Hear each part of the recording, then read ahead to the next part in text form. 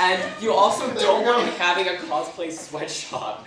Because you don't want to, if it's not fun anymore, what's the point? You don't want to walk into like your group hangout time on the weekend, and of course you only have your weekends to have fun and enjoy yourself. You don't want to then spend your weekends working over a sewing machine with people yelling at you. That's just not cool, and I've seen it happen, but cosplay, you're spending money on it, and it's your form of leisure, so you want to make sure that you are having fun and that you are not doing it as sort of like a second or third job.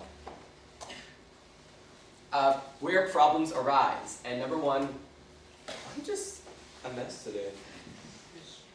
I just want to take off my clothes. Number one problem with cosplay groups that arise is, and this has all happened within FDP, so I'm not speaking from a pedestal or something. We've had a lot of problems within our group. But number one is exclusion. Two people or one person gets all the leads and all the attention and sort of orchestrates what's happening within the group.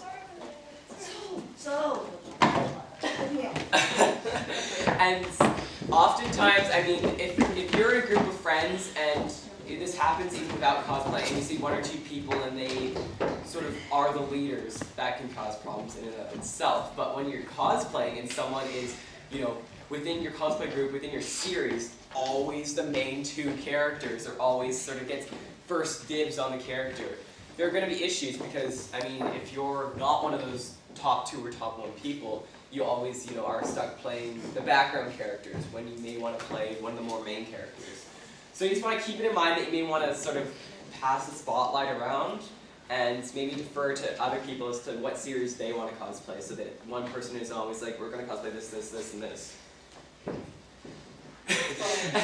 Getting too into character and basing friendships and relationships off of fictional characters. This is a funny one. And this is an actual quote from someone who was the group's Hinata. And they liked the Sasuke in the group, but they figured that they could not pursue her romantically because they had to be with the group's Naruto or be interested in her. You're cosplaying characters. You aren't characters, and you're not going to be cosplaying these characters forever.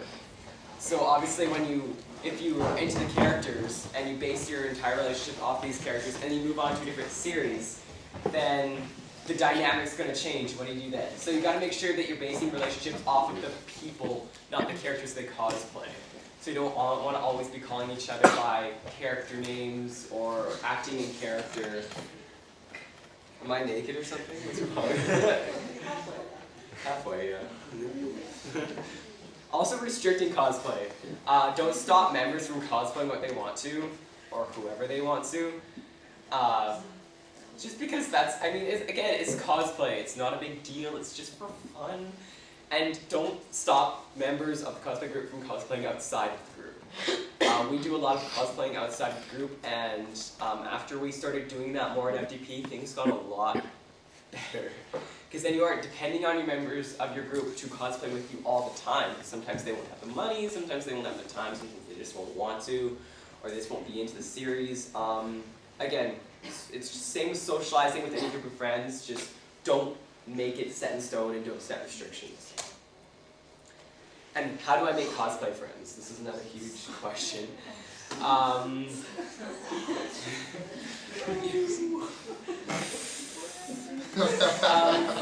Of course, there are a lot of people who are in school and they don't know anyone else who's into cosplay. To be quite honest, you'd be surprised at how many people are secretly into anime and cosplay and manga and comics in your school who just don't want to say anything about it.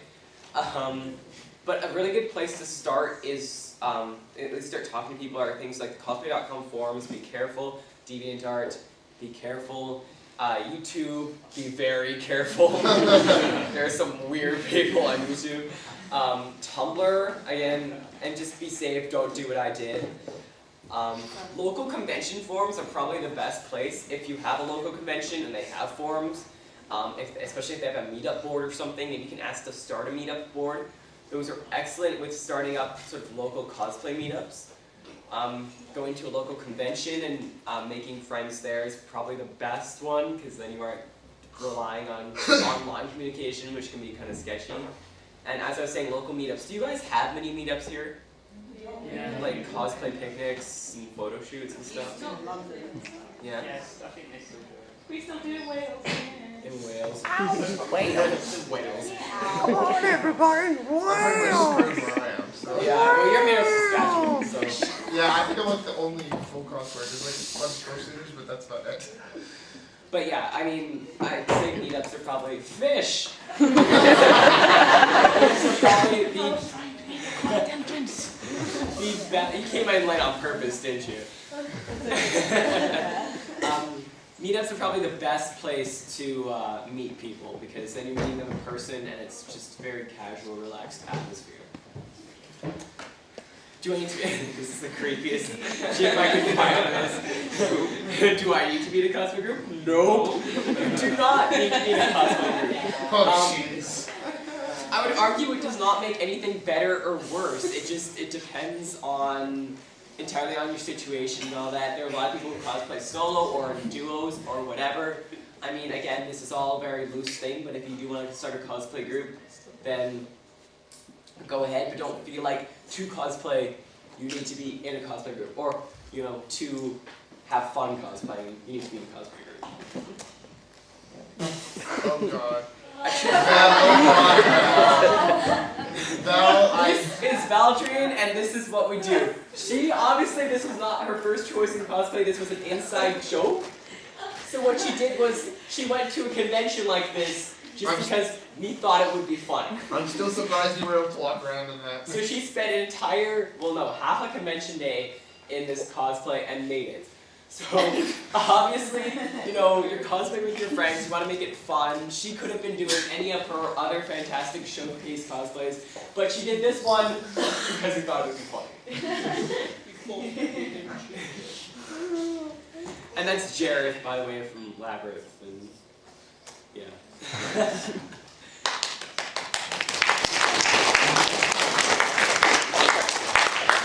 So now I figure we will take questions on what? This is a serious one. Oh, jeez. So what did you do when you say cosplay friends don't do what you did? What did you do? I told you. You did. Going to the train. I met up with the strange man at the train station. What was he supposed to do? Oh no, I wasn't at the train station. In hindsight, yeah. Exactly. Never meet people online.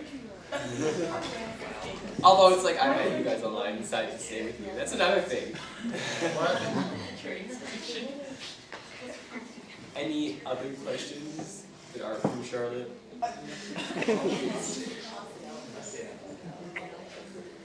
Does anyone have a cosplay group? Oh no, up there. And who was it kind of a mutual agreement starting to do? To start FTB?